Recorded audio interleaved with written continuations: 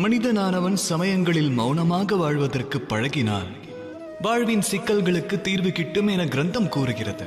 அந்த மௌனத்தில் பெரும் சக்தி புதைந்துள்ளது, பெரும் பலம் அதில் உள்ளது. ஆனால் தக்க தருணத்தில் பலனளிக்காத பலம் எவ்விதத்தில் பெரும் பலமாகும்? மௌனமாக வாழ்வதை உகந்ததா? இல்லை. இதற்கு இதிகாசமே சாட்சி. சமுதாயத்தில் அதிக இன்னல்கள் உருவாவதற்கு உண்மை காரணம் என்னவெனில், மனிதர்கள் அதை எதிர்க்க துணியாமல் மௌனமாய் இருப்பதே காரணம். மௌனம் சாதிப்பது ஒரு அஸ்திரமெனில் அதை தக்க தருணத்தில் உபயோகிப்பதே புத்தி கூர்மையாகும். நிரந்தர மௌனம் சாதித்தால் பல சுதந்திரங்கள் வாழ்வில் பறிபோகும். பிறகு பணிந்தே வாழ்வது தம் அனைவரின் சுபாவமாகி அதுவே தமது வாழ்வாகிவிடும். அதன் பின் ஆளுமை நீங்கி ஒரு சாதாரண கல்லாக வாழ துவங்கி விடுவீர்கள்.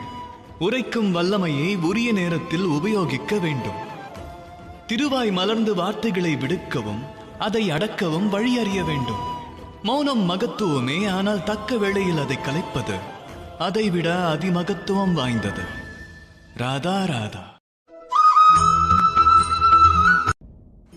வாழ்வினில் பலரை சந்திப்பதுண்டு. தாமும் பலரை சந்தித்திருப்பீர்கள். அவர்களில் சிலர் விரக்தியும் நிராசையும் கொண்டோராய் இருப்பர். தம்மால் எதையும் ஆற்ற இயலாது என்ற எண்ணம் கொண்டு அவர்கள் வாழ்ந்து கொண்டிருப்பார்கள். எந்த ஒரு காரியத்திற்கும் தாம் அருகதையற்றவர் என்று எண்ணுவர். ஆனால் அது உண்மை அல்ல. இந்த அகிலத்தில் அருகதையற்ற ஒன்றென்று எதுவும் இல்லை.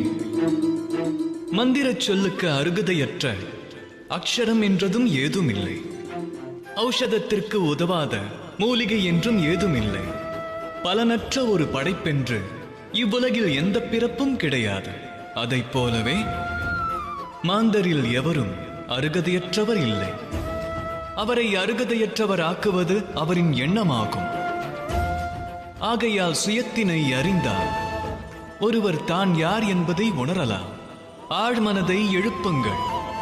அது விழித்தெழுந்தால் இன்பமெனும் அகிலத்தை தாம் காண இயலும். அந்த அகிலத்தினில் நிராசை, ஏமாற்றம் மற்றும் தோல்வி எனும் பாவனைகளை காண இயலாது.